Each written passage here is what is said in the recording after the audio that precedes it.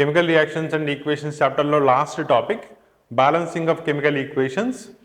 Now chemical reactions నుంచి chemical equations రాసినప్పుడు వాటిల్ని బ్యాలెన్స్ ఎందుకు చేయాలి అనే పాయింట్ ఆల్రెడీ మనం డిస్కస్ చేసాం.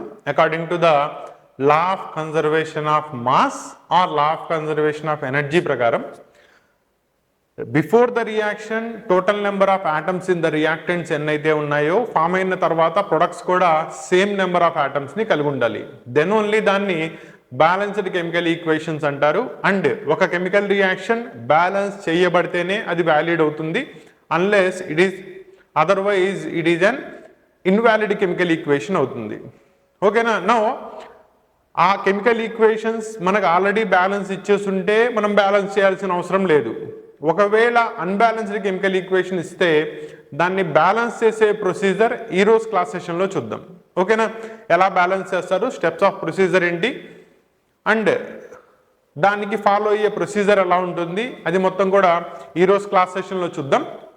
Now let us take one of the chemical reaction చూసుకుందాం. నౌ ఈ కెమికల్ రియాక్షన్ చూడండి. Hydrogen gas combines with nitrogen to form ammonia. So ఇక్కడ ఫార్మేషన్ ఆఫ్ అమోనియా, దాన్నే మనం హేబర్స్ ప్రాసెస్ అంటాం. హయ్యర్ క్లాసెస్కి వెళ్తే మీరు నేర్చుకుంటారు. హేబర్స్ ప్రాసెస్లో అమోనియా ఎలా తయారవుతుంది బై యూజింగ్ హైడ్రోజన్ నైట్రోజన్, దాన్ని ఎలా బ్యాలెన్స్ చేస్తారో చూద్దాం. నో బేసిక్ స్కెలిటల్ రియాక్షన్ అంటే ఏంటి, మోస్ట్ ఫండమెంటల్ రియాక్షన్ కనుక రాసుకున్నట్టయితే స్టాండర్డ్ ఫామ్లో తీసుకొని హైడ్రోజన్ డయాటామిక్ కాబట్టి H2 రాస్తాం. నైట్రోజన్ ఈజ్ ఆల్సో డయాటామిక్ కాబట్టి దాన్ని కూడా N2 అని రాయాలి. ఇక్కడ మనం మాలిక్యూల్స్ని రాసినప్పుడు వాటి యొక్క అటామిసిటీని సాటిస్ఫై చేస్తూ రాయాలి. ఓకేనా?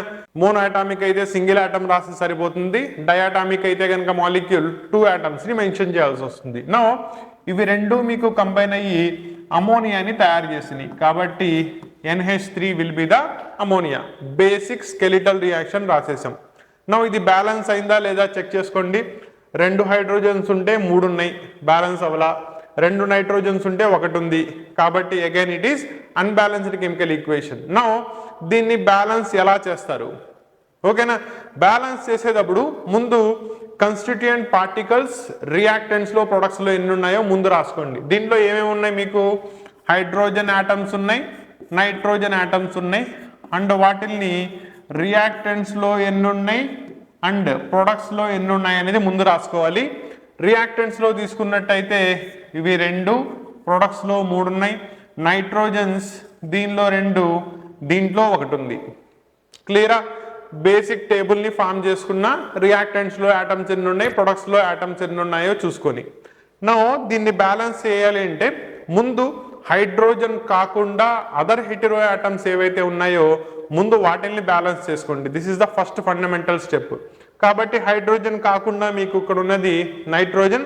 ముందు దాన్ని బ్యాలెన్స్ చేస్తే లెఫ్ట్ సైడ్లో 2 ఉంది కాబట్టి రైట్ సైడ్లో 2 చేయడానికి ఏం చేస్తారు, అక్కడ ఇంటూ 2 మల్టిప్లై చేయండి. సో ఇంటూ 2 మల్టిప్లై చేశారు కాబట్టి ఇక్కడ మీరు దీంట్లో 2 రాయాలి. క్లియరా? నౌ నైట్రోజన్ బ్యాలెన్స్ అయిపోయింది. ఎప్పుడైతే మీరు నైట్రోజన్స్ని బ్యాలెన్స్ చేశారో కరస్పాండింగ్లీ హైడ్రోజన్ యొక్క కౌంట్ రైట్ సైడ్ ప్రొడక్ట్స్లో మారిపోయింది చూడండి. 2 3s are 6 కాబట్టి ఇవన్నీ అయిపోయినాయి. 3 + 3 = 6 అయిపోయినాయి రైట్ సైడ్లో. నౌ రైట్ సైడ్లో ఎక్కువ ఉన్నాయి కాబట్టి మీరు లెఫ్ట్ సైడ్లో మల్టిపుల్ చేయాలి. సో ఇక్కడ 6 అవ్వాలంటే this 2 should be multiplied with 3తో మల్టిప్లై చేయాలి. 2 3s are 6 కాబట్టి ఏం చేస్తారు, ఇక్కడ హైడ్రోజన్కి ముందు 3 రాయండి. నౌ ఒకసారి కంపేర్ చేసుకోండి. హైడ్రోజన్స్ రియాక్టెంట్స్లో 6 ఉంటే ప్రొడక్ట్స్లో 6 ఉన్నాయి. నైట్రోజన్ రియాక్టెంట్స్లో 2 ఉంటే ప్రొడక్ట్స్లో 2 ఉన్నాయి. కాబట్టి కరస్పాండింగ్ ఆటమ్స్ రియాక్టెంట్స్ అండ్ ప్రొడక్ట్స్లో సరిపోయినాయి కాబట్టి హెన్స్ మీకు వచ్చే ఈక్వేషన్ బ్యాలెన్స్డ్ కెమికల్ ఈక్వేషన్ అవుతుంది.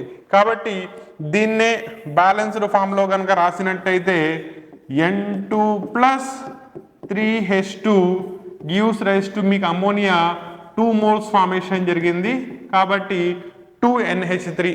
ఒకసారి చెక్ చేసుకోండి.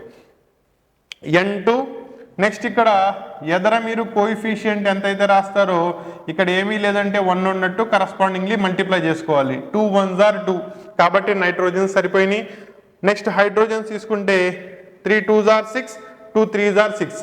Hence it is the balanced chemical equation for the formation of ammonia. And దీన్నే మీరు హైయెస్ట్ క్లాసెస్లోకి వెళ్ళేటప్పుడు ప్రాసెస్ పేరు కూడా చదువుకుంటారు, గుర్తుపెట్టుకోండి. మ్యానుఫ్యాక్చరింగ్ ప్రాసెస్ వచ్చేటప్పటికల్లా దీన్నే మనం హేబర్స్ ప్రాసెస్ అంటారు. ఓకేనా? సో ఓవరాల్గా స్టెప్స్ కనుక చూసుకున్నట్టయితే బ్యాలెన్సింగ్ చేసే ప్రొసీజర్లో బేసిక్ స్కెలిటల్ రియాక్షన్ని ముందు రాసుకోవాలి. దాంట్లో ముందు ఏ ఆటమ్స్ ఉన్నాయి, అవి రియాక్టెంట్స్లో ఎన్ని ఉన్నాయి, ప్రొడక్ట్స్లో ఎన్ని ఉన్నాయి, ముందు ట్యాబులర్ ఫామ్లో రాసుకోవాలి. తర్వాత ముందు ట్యాబులర్ ఫామ్లో బేసిక్ సింపుల్ క్యాలిక్యులేషన్స్ చేసి వీటి బ్యాలెన్స్ చేసి కరస్పాండింగ్లీ మీకు ఇచ్చిన స్కెలిటల్ ఈక్వేషన్లో అప్లై చేసుకున్నట్టయితే మీకు కావాల్సిన బ్యాలెన్స్డ్ కెమికల్ ఈక్వేషన్ వచ్చేస్తుంది. ఈ విధంగా ఒక అన్బ్యాలెన్స్డ్ కెమికల్ ఈక్వేషన్ని బ్యాలెన్స్డ్ కెమికల్ ఈక్వేషన్లోకి మార్చొచ్చు. ఓకేనా? ఇంకో ఎగ్జాంపుల్ తీసుకుని చూద్దాం, సో దట్ మీకు ఇంకా బెటర్ క్లారిటీ వస్తుంది. సో ఈ ఎగ్జాంపుల్ చూడండి. దీంట్లో బేరియం క్లోరైడ్ యొక్క chemical formula BaCl2 reacts with aluminium sulphate యొక్క chemical formula Al2SO4 thrice to give aluminium chloride యొక్క chemical formula AlCl3 and a precipitate of barium sulphate. So barium sulphate యొక్క chemical formula BaSO4 formation జరిగింది. ఓకేనా? So ఇది మీకు ఇచ్చిన basic skeletal reaction. బ్యాలెన్స్డా అన్బ్యాలెన్స్డా ఒకసారి చెక్ చేసుకోండి. అల్యూమినియం 2 ఉంటే అటుపక్క 1 ఉంది, బ్యాలెన్స్ అవ్వలేదు. క్లోరిన్స్ 2 ఉంటే ఇటుపక్క 3 ఉన్నాయి, బ్యాలెన్స్ అవ్వలేదు. బేరియం బ్యాలెన్స్ అయిపోయింది, సల్ఫేట్స్ బ్యాలెన్స్ అవ్వలేదు. కాబట్టి దీన్ని ప్రొసీజర్ని యూజ్ చేసి అన్బ్యాలెన్స్డ్ ఈక్వేషన్ని బ్యాలెన్స్లోకి మారుద్దాం. సేమ్ ప్రొసీజర్, ముందు ట్యాబులర్ ఫామ్లో కరస్పాండింగ్ ఆటమ్స్ ఎన్ని ఉన్నాయి, రియాక్టెంట్స్ వైపు ప్రొడక్ట్స్ వైపు ముందు రాసుకోండి. సో దీంట్లో ఉన్న ఆటమ్స్ అన్నీ కనుక రాసుకున్నట్టయితే బేరియం ఉన్నాయి, chlorine, aluminium, sulphur and oxygen, ఇవే మీకు దీంట్లో ఉన్న కరస్పాండింగ్ ఆటమ్స్. అండ్ ఇవి రియాక్టెంట్స్ వైపు ఎన్ని ఉన్నాయి అండ్ ప్రొడక్ట్స్ వైపు ఎన్ని ఉన్నాయో ముందు టాబ్లెట్ చేసుకుందాం. సో బేరియం వచ్చేటప్పటికల్లా లెఫ్ట్ సైడ్లో 1 ఉంది, రైట్ సైడ్లో 1 ఉంది. క్లోరిన్ లెఫ్ట్ సైడ్లో 2, రైట్ సైడ్లో 3. అల్యూమినియం లెఫ్ట్ సైడ్లో 2, రైట్ సైడ్లో 1 ఉంది. సల్ఫర్, సో ఇక్కడ ఏమీ లేదంటే 1 అన్నట్టు 1 3s are 3, వేరాజ్ మీకు అక్కడ 1 మాత్రమే ఉంది. నెక్స్ట్ ఆక్సిజన్స్ వచ్చేటప్పటికల్లా 4 3s are 12 ఉంటే రైట్ సైడ్లో 4 మాత్రమే ఉన్నాయి. ఓకేనా? నా దీంట్లో కూడా చూసుకోండి, ప్రొసీజర్లో స్టెప్ గుర్తుపెట్టుకోండి. ఇందులో అవాయిడ్ చేయడానికి హైడ్రోజన్ లేదు. హైడ్రోజన్ లేనప్పుడు ముందు ఏం చేస్తారంటే మెటల్స్ మీద కాన్సన్ట్రేట్ చేయండి. మెటల్స్ ఎవరిక్కడ, బేరియం అండ్ అల్యూమినియం, ముందు వాటిని కాన్సన్ట్రేట్ చేసి యానయాన్స్ తర్వాత బ్యాలెన్స్ చేయండి. నా బేరియం ఆల్రెడీ సరిపోయింది కాబట్టి అల్యూమినియంని కనుక చేసుకున్నట్టయితే లెఫ్ట్ సైడ్లో 1 ఉంది కాబట్టి దీన్ని మార్చండి, ఇంటూ 2 చేయాలి. సో ఇక్కడ 2 వస్తుంది. ఆటోమేటికల్లీ ఎవరు మారిపోతారు, క్లోరిన్ మారిపోయింది చూడండి, 2 3s are 6. So chlorine right సైడ్లోకి వచ్చేటప్పటికల్లా 2 3s are 6 అయిపోయింది. ఓకేనా? సో లెఫ్ట్ సైడ్లో క్లోరిన్ని బ్యాలెన్స్ చేయాలంటే ఇటుపక్క దీన్ని 3తో మల్టిప్లై చేయాలి. సో ఎక్కడ ఉంది 3, ఇక్కడ బేరియం దగ్గర 3 వాడతారు. ఎప్పుడైతే మీరు క్లోరిన్ని బ్యాలెన్స్ చేశారో బేరియంలో వేరియేషన్ వచ్చింది చూడండి, కాబట్టి 3 వచ్చినాయి ఫ్రమ్ ద లెఫ్ట్ సైడ్. ఇక్కడ దీన్ని 3తో మల్టిప్లై చేయాలి. ఓకేనా?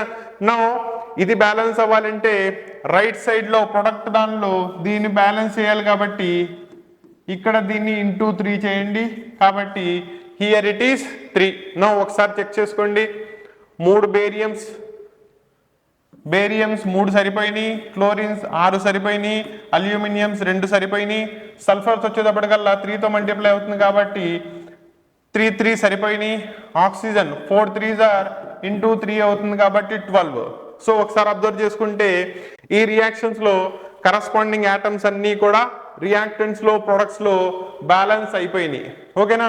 కాబట్టి మీ కరస్పాండింగ్ బ్యాలెన్స్డ్ కెమికల్ ఈక్వేషన్ ఇది అవుతుంది. That is 3 moles of BaCl2, 1 mole of Al2SO4 thrice, that is aluminium సల్ఫేట్తో రియాక్ట్ అయితే 2 moles of aluminium chloride and 3 moles of barium సల్ఫేట్ని ఫామ్ చేస్తుంది. అండ్ ఇక్కడ బేరియం సల్ఫేట్ వచ్చేటప్పటికల్లా ప్రెసిపిటేట్ కాబట్టి it is comes under precipitation reactions కిందకు వస్తుంది. రెండోది, దీంట్లో బోత్ క్యాటయన్స్ అండ్ యానయన్స్ రెండూ కూడా డిస్ప్లేస్మెంట్ జరిగినాయి కాబట్టి డబుల్ డిస్ప్లేస్మెంట్ రియాక్షన్స్ వీటిల్ని ఈ విధంగా బ్యాలెన్స్ చేయొచ్చు. ఓకేనా? ఇలా మీకు ఏ అన్బ్యాలెన్స్డ్ కెమికల్ ఈక్వేషన్ ఇచ్చినా దాన్ని బ్యాలెన్స్ చేయాలి అంటే కరస్పాండింగ్ యాటమ్స్ రియాక్టెంట్స్లో ఎన్ని ఉన్నాయి, ప్రొడక్ట్స్లో ఎన్ని ఉన్నాయి రాసుకొని కరస్పాండింగ్లీ వాటిల్ని ముందు బ్యాలెన్స్ చేసేస్తే మీ ఫైనల్లీ వచ్చే రియాక్షన్స్ కూడా బ్యాలెన్స్డ్ కెమికల్ ఈక్వేషన్స్ అవుతుంది. ఓకేనా? ఇలా చాలా ఈజీగా అన్బ్యాలెన్స్డ్ కెమికల్ ఈక్వేషన్స్ని స్టాక్యోమెట్రీని ఫాలో అయ్యి బ్యాలెన్స్డ్ కెమికల్ ఈక్వేషన్స్ కిందకి మార్చేయవచ్చు. నెక్స్ట్ క్వశ్చన్ ఇస్తాను, దీన్ని మీరు ట్రై చేయండి, రాకపోతే నేనే చెప్తాను. సో రియాక్షన్ చూసుకున్నట్టయితే కాల్షియం హైడ్రాక్సైడ్ కార్బన్ డైఆక్సైడ్తో రియాక్ట్ అయింది. Calcium carbonate plus water formation జరగాలి. ట్రై చేయండి, నేనే చెప్తాను రాకపోతే. సో బ్యాలెన్సింగ్ అయిందా? సో చెక్ చేసుకోండి. బేసిక్ స్కెలిటికల్ రియాక్షన్ రాశారా? సో కాల్షియం హైడ్రాక్సైడ్ అంటే CaOH twice plus carbon dioxide CO2 gives rise to calcium carbonate CaCO3 plus వాటర్ని ఇచ్చింది. ఓకేనా?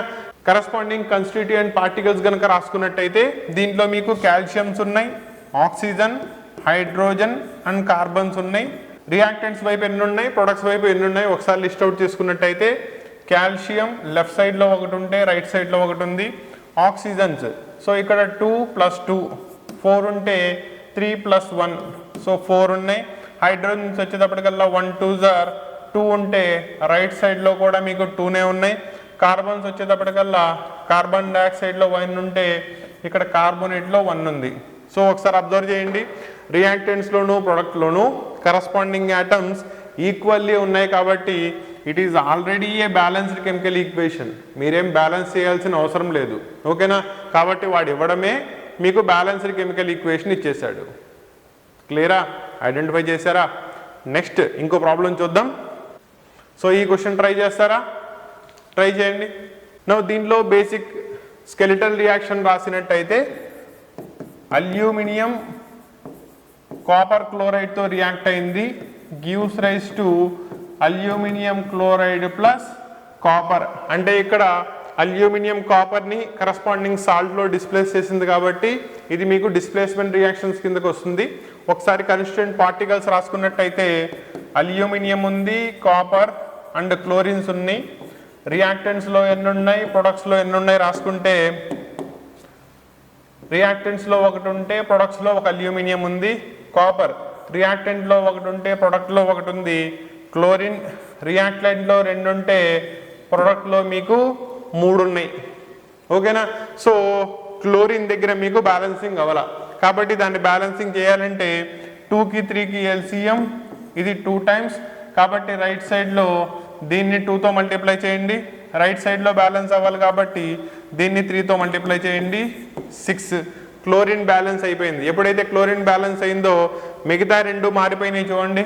అల్యూమినియం మీకు రైట్ సైడ్లో 2 వచ్చింది కాబట్టి లెఫ్ట్ సైడ్లో 2తో మల్టిప్లై చేయాలి. నెక్స్ట్ కాపర్ లెఫ్ట్ సైడ్లో రియాక్టెంట్స్లో మీకు 3 వచ్చింది కాబట్టి ప్రొడక్ట్స్లో 3తో మల్టిప్లై చేయాలి.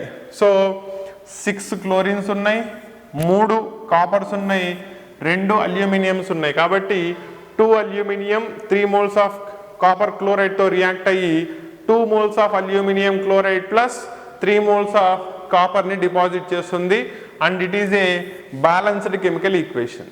ఓకేనా? ఇలా సింపుల్ మెథడాలజీని యూజ్ చేసుకొని మీకు ఇచ్చిన రియాక్టెంట్స్ అండ్ ప్రొడక్ట్స్లో కరస్పాండింగ్ యాటమ్స్ కౌంట్ ఎంత ఉందో రాసుకుని వాటిని సింపుల్ అర్థమెటిక్స్, ఇందులో పెద్దగా వాడేదేం లేదు, సింపుల్ మల్టిప్లికేషన్ వాడతారు, కోఎఫిషియంట్స్ కావాలి కాబట్టి యూజ్ చేసుకున్నట్టయితే మీ unbalanced chemical equation balanced chemical ఈక్వేషన్లోకి మారిపోతుంది. ఓకేనా? ఈ క్లాస్ మీకు నచ్చితేనే, మీరు స్పెండ్ చేసిన టైంకి వాల్యూ దక్కింది అనుకుంటేనే లైక్ చేయండి, షేర్ చేయండి, సబ్స్క్రైబ్ చేయండి. Thank you.